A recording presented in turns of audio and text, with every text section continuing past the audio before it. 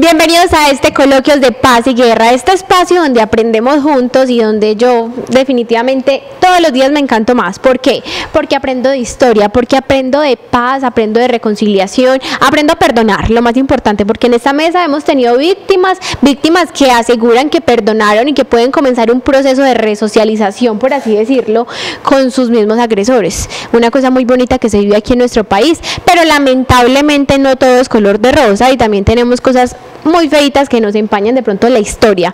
Como siempre conmigo, Luis Guillermo Pardo, mi compañero, presentador, ex asesor de paz, profesor, él fue profesor, él era presidente del C3, ciudadano, no, mejor dicho, ciudadano, de Antioquia, líder del mundo, líder, bienvenido. Sin partido. Independiente. No, independiente, total, de verdad. Eso sí. Sin jefes detrás. Me parece muy bien. No, es nuevamente grato estar en Coloquios contigo, que sigue siendo espontáneo. Acá no preparamos un guión. Nada, no hay guión. Es conocimiento, información, es mucha espontaneidad. Son vivencias. Y hay mucha espontaneidad y hablamos con gente que ha construido de verdad la paz y que ha estado de verdad en la guerra.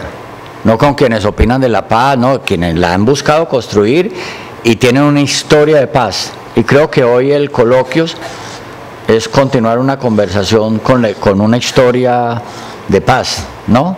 Daniela. Claro que sí, porque muchas veces... No voy a decir quién, eso lo dices tú. Muchas veces como ciudadanos solo somos una pieza en el rompecabezas, una pieza con la que pueden hacer lo que quieran con nosotros, entonces nos acomodan aquí o nos acomodan allá, y los medios, porque muchas veces hasta los medios de información nos prestamos para eso, para que nos acomoden.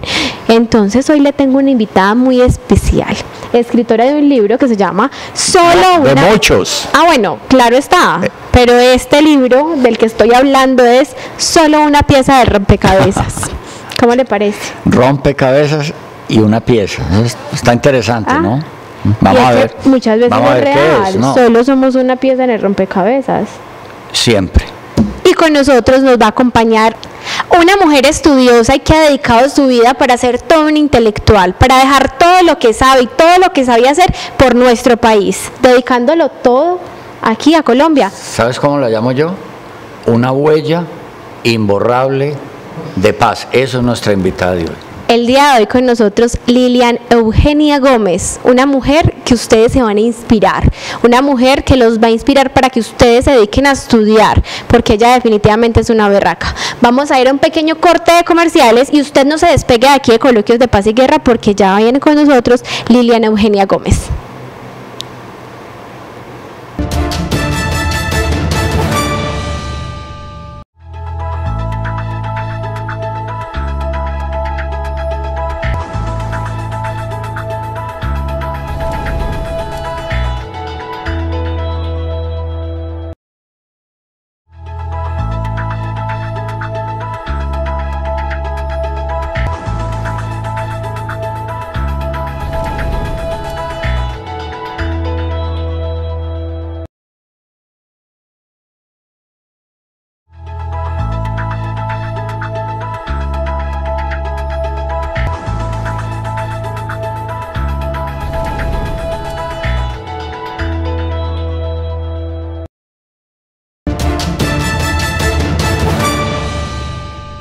Continuamos aquí en este Coloquios de Paz y Guerra, en este espacio donde aprendemos juntos sobre la historia de nuestro país. Y hoy más que la historia, vamos a aprender de cómo se han ejecutado de pronto en nuestro país las acciones para el cuidado del medio ambiente o en temas catedráticos, porque hoy tenemos una mujer que es toda una estudiosa, una catedrática, que ya ha estado con nosotros, y en el primer programa nos quedamos cortos porque como ella es toda una enciclopedia andante, entonces definitivamente teníamos que sacar otro espacio para concluir todos los temas que nos quedaron en el aire. Ella es Lilian Eugenia Gómez y que siempre estoy feliz de presentarla en nuestro programa. Muy amable. ¿Cómo vas?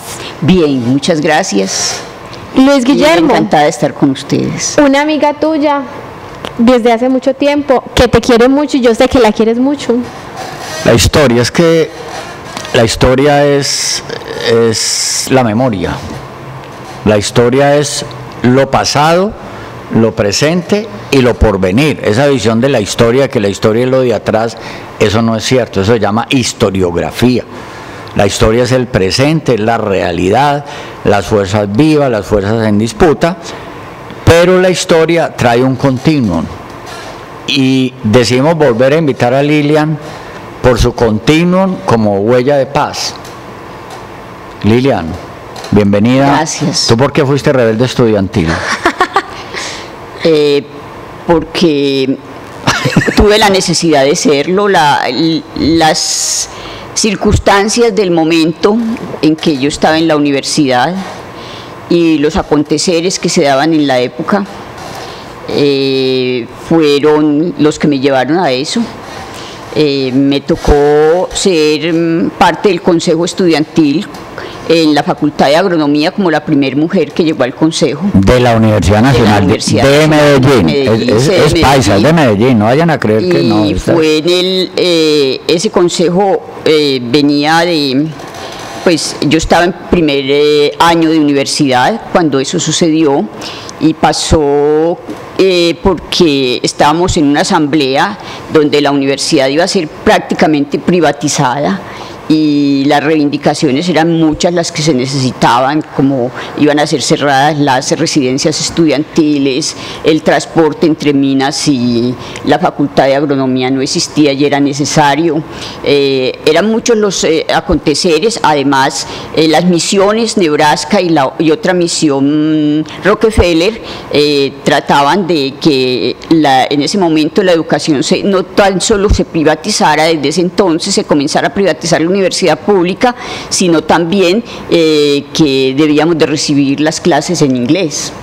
Entonces, el consejo estudiantil que existía era un consejo muy conservador, integrado por personas muy interesadas y casi todas de último año, donde el interés no era entrar en un paro para restar reivindicaciones, sino graduarse y salir a competir en la vida profesional.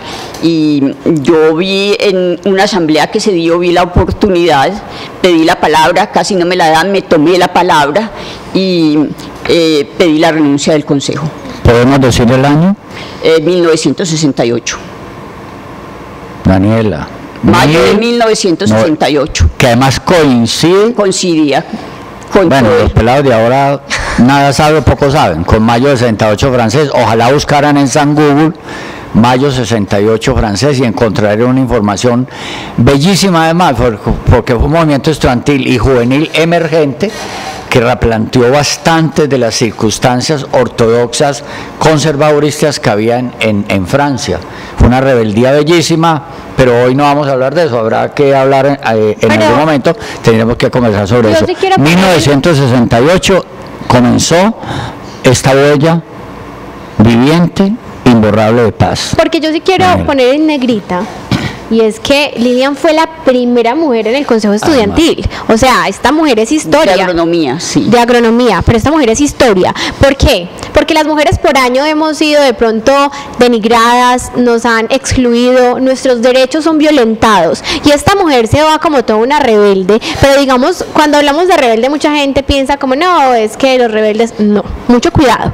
Porque ella lo hizo con la intención de defender sus derechos, buscando la no privatización pública. La no privatización de la universidad, porque hoy cuántos estudiantes, cuántos profesionales no lo serían si hubieran logrado privatizar la Universidad Nacional, algo que la mujer que tengo aquí sentada a mi lado logró con su equipo de rebeldes, por así decirlo, porque lo señalaban como los rebeldes, me imagino. Yo quiero hablar de dos nombres, Lilian, en concreto de esa época tuya, porque esto es una huella imborrable de paz, un coloquio dedicado a eso, a la vida de la paz, a la vivencia de la paz, de la coherencia ideológica, de la seriedad, de la perseverancia que nos enseñaron nuestros abuelos, eso sí a todos, a los jóvenes inclusive hoy. Hay que perseverar, mi hijo, hay que perseverar, hay que perseverar.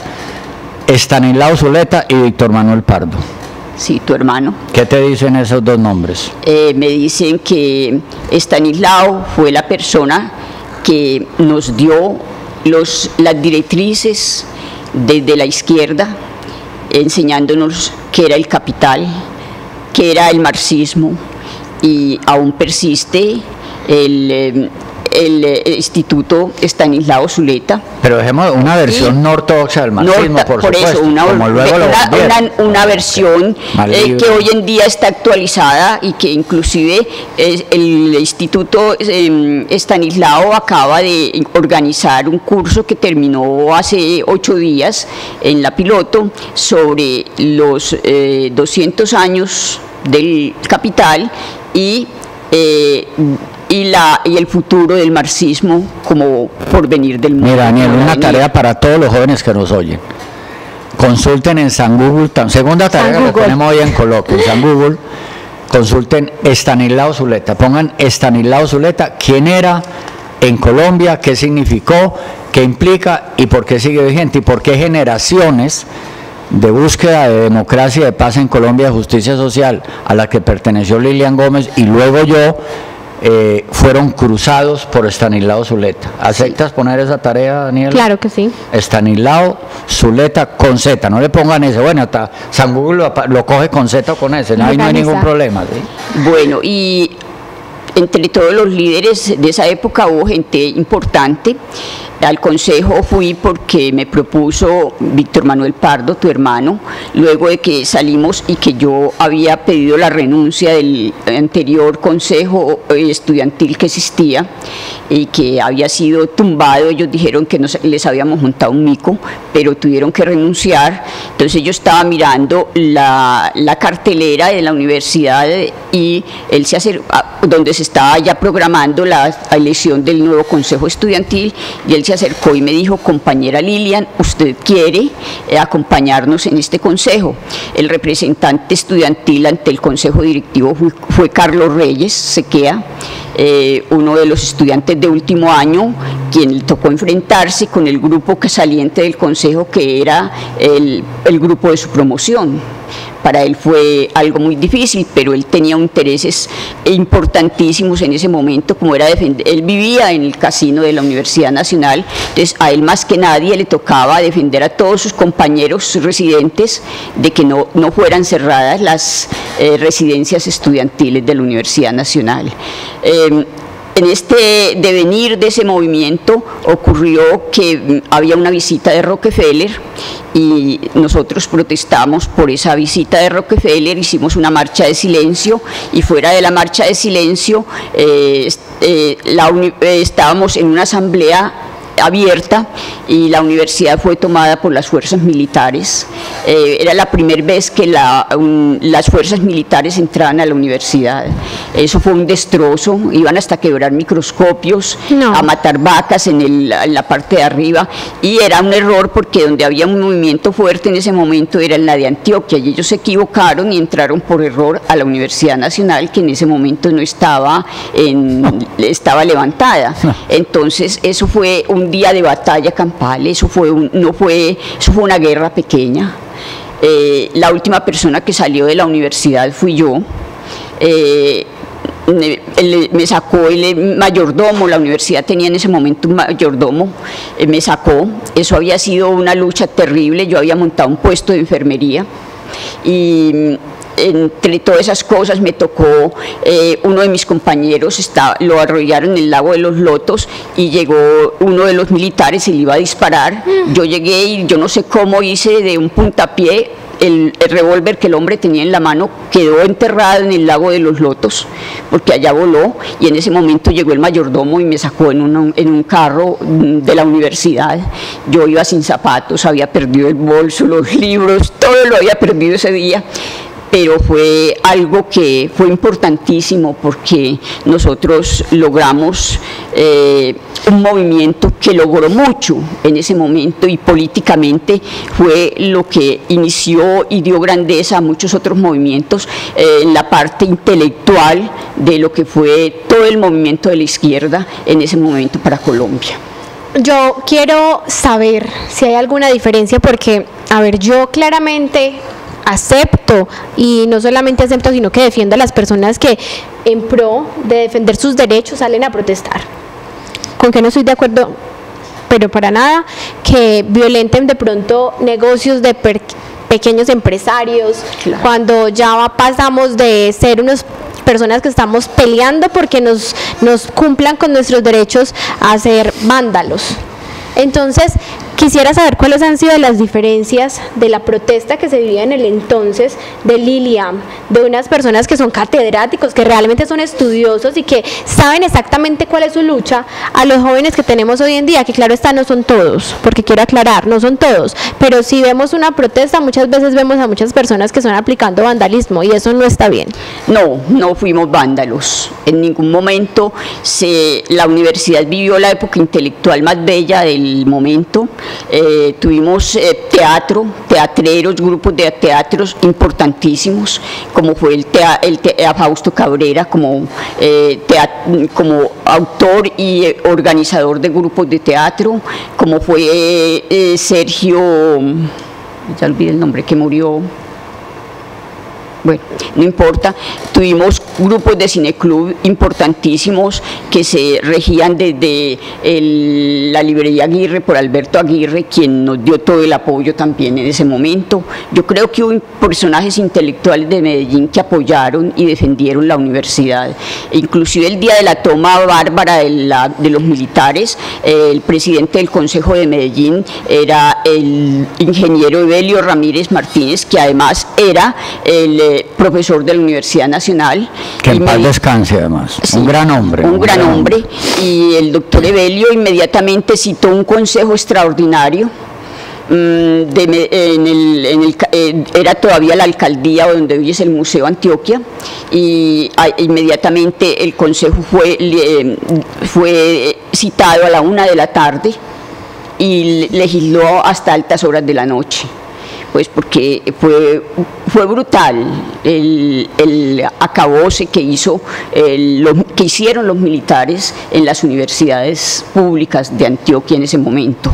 Pero a la vez esto llevó que en apoyo desde Bogotá hubieran levantamientos también de las universidades públicas. Fue un movimiento que se volvió nacional y que además de esto, pues hoy tenemos mujeres tan emblemáticas como es nuestra rectora hoy de la Universidad Nacional, que fue una mujer camilista, una mujer brillante y que hoy tiene el honor de ser la primera mujer rectora de la Universidad Nacional, un claustro que en 100 y pico de años es la primera vez que elige una mujer. Mira, algo muy bonito que queda de la época y algo muy triste para mí, y desde mi concepto personal, no hay nada más triste que ver una universidad que tenga que ser invadida por armas, por soldados, por algo que no debería ser así, que se debería defender por libros, por argumentos, porque para eso es la universidad, para educar, para que nos podamos defender con argumentos y con palabras. Para mí es muy triste porque vi hace aproximadamente 2 años cuando tuvieron que ingresar los militares al alma mater, y para mí fue desastroso ver cómo eso parece un campo de guerra, literal, o sea, es como ver las FARC contra el ejército. Entonces, Daniel, es que la guerra se ha deteriorado en Colombia, es decir, aquí ya no hay límites, no ha habido límites, entonces límites mínimos, eso es muy complejo lo que ha pasado en Colombia. Pero Lilian, volvamos, en esa época tuya, 1968, estaban las guerrillas comunistas recién transformadas, de guerrilla liberal a guerrillas comunistas, en las FARC, el ELN y el EPL. El M19 todavía no, porque el M19 se creó después, en 1973. ¿Qué recuerdas tú de ese momento de guerra en Colombia con esas guerrillas comunistas que estaban emergiendo en la década de 1960, después de la presidencia de Carlos Lleras Restrepo? Eran unas guerrillas estudiosas con una ideología muy clara, que además fueron alimentadas por gran cantidad de estudiantes de las universidades públicas. ¿En qué momento se deteriora la estructura de las guerrillas? Porque ahora definitivamente las guerrillas no son ideológicas.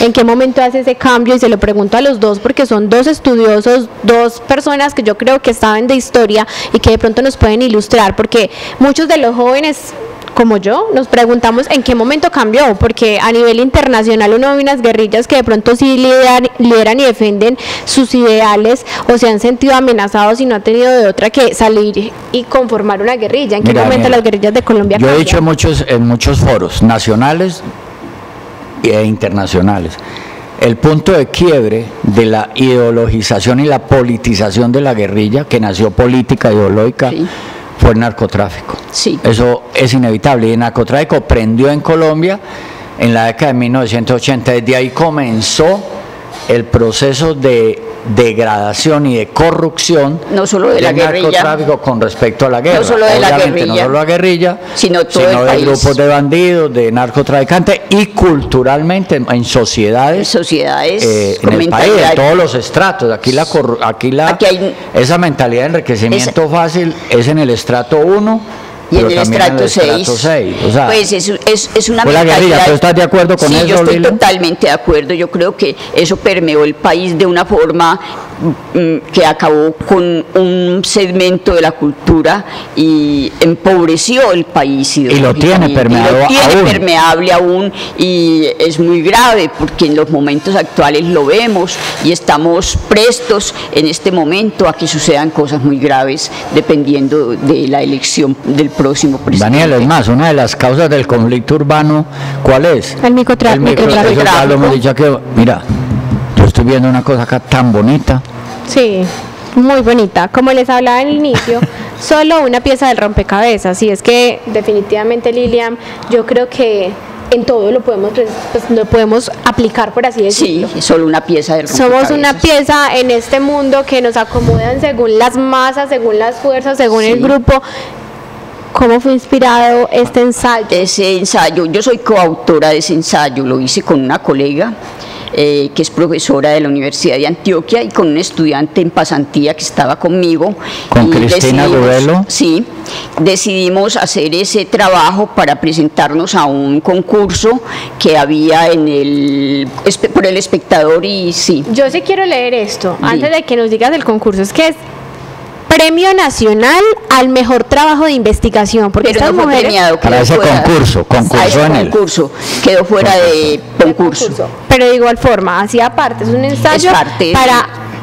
¿Cierto? Para participar. Sí. Y le quiero leer esto. Los cultivos ilícitos y la controversia sobre sus formas de control. Incidencias en el medio natural, en la salud humana y en la organización comunitaria. Porque definitivamente los cultivos ilícitos nos afectan en todo. La salud, la naturaleza y definitivamente nuestra cultura y nuestra sociedad. Daniela, y en ese texto empezamos haciendo una enseñanza muy bella que fue una de las discusiones. Este libro salió prácticamente, las tres éramos parte del Consejo Seccional de Plaguicidas de Antioquia y salió de un acuerdo y una discusión muy álgida que tuvo la profesora que está ahí conmigo y yo. Lo tuvimos con mucha gente y es que quisimos demostrar ante todo, como primera medida, que no existen cultivos ilícitos, que los cultivos no son ni lícitos ni ilícitos porque la naturaleza ha evolucionado como naturaleza y no como un dato lícita ni histórico, ilícita. mira. Hablamos de narcotráfico, perdón Sí. que te interrumpa, Lilian, pero esto en televisión es muy complejo el tiempo. Sí. Hablamos del narcotráfico y su incidencia nefasta sobre la paz en Colombia, sobre la conciencia, cultura, sobre la sanidad, sobre la la lealtad, sobre la ética, sobre muchas cosas. Cuando el narcotráfico ya comienza a imponerse como modelo en Colombia, se impulsan los cultivos ilícitos con ese concepto de favorecer el narcotráfico. Vinieron muchos sembrados de Bolivia y de Perú hacia nosotros y nos convertimos en lo que hemos sido. Pero quiero solamente hablar de un tema. ¿Qué pasó en África? Tenemos un minuto nomás, Daniela, Sí, ¿cierto? tenemos un minuto para cerrar el programa. Quiero que hables un poquito de África. Tú estuviste en África 7 años ejerciendo como funcionaria de la FAO. De la FAO, sí. Yo llegué primero a Ruanda. Había acabado de pasar una de las primeras masacres entre los Hutus y los Tutsis en un proyecto. O sea, mira, salió de un país en guerra. No, salí primero, yo salí de Colombia. De Colombia me tocó irme prácticamente bueno. con una suerte muy grande que tuve porque no todo el que le toca irse del país ¿Y llegaste tiene a la países? Oportunidad de irse con una beca del gobierno francés. Obvio, y llegaste a 2 países en guerra. Llegué a 2 países muy duros en África. Primero estuve en Ruanda, Burundi, me tocó trabajar el primer año y enseguida me tocó trabajar de nuevo en el primer proyecto de manejo integrado de plagas en los cultivos de consumo para quitar el hambre en los 9 países de la franja que se llama el Sahel, que es la franja que sufre la sequía y que está en la parte sur del desierto del Sahara. Que es uno de los ejes de la paz, Que es uno de los, producción agropecuaria, ¿no? Sí, es Burkina Faso, En Burkina Faso me tocó el golpe de Estado, el más bello y hermoso golpe de Estado que yo he visto en la vida, que fue que hizo Tomás Sankara. Bien, hay golpes de Estado bellos, bonitos, reivindicables. Bueno, Este fue uno. Con otro tema, Daniela. Este fue uno porque el poder se tomó sin el derramamiento de una sola gota de sangre. Lo único fue que 4 años después alguien de esa junta que gobernaba con Tomás Sankara se encargó de matarlo por cuestiones ideológicas. Bien. Y Sankara fue sostenido el mismo día. Yo hice la marcha con las mujeres de África, de Burkina Faso, que apoyábamos el nuevo presidente, cuando eso era el Alto Volta, y nosotros apoyamos el presidente del país que él acababa de tomarse y le cambiaba el nombre. Estuvo hasta en marchas en África. Sí. Lilian Gómez, una huella en la imborrable historia de paz para Colombia. Gracias, Lilian. Gracias a ustedes. Lilian, siempre un placer de compartir. Gracias. Con usted. Como les decía, una enciclopedia andante y posiblemente tengamos muchísimos más temas que hablar con ella, pero el tiempo en televisión es corto. De aquí en Coloquios de Paz y Guerra les prometemos que se las volvemos a traer. Espero que tengan una feliz noche y recuerden seguirnos en redes sociales como Coloquios de Paz y Guerra. Luis Guillermo, siempre encantada de tenerla como mi compañero. Espero que tengan una feliz noche y hasta el próximo jueves.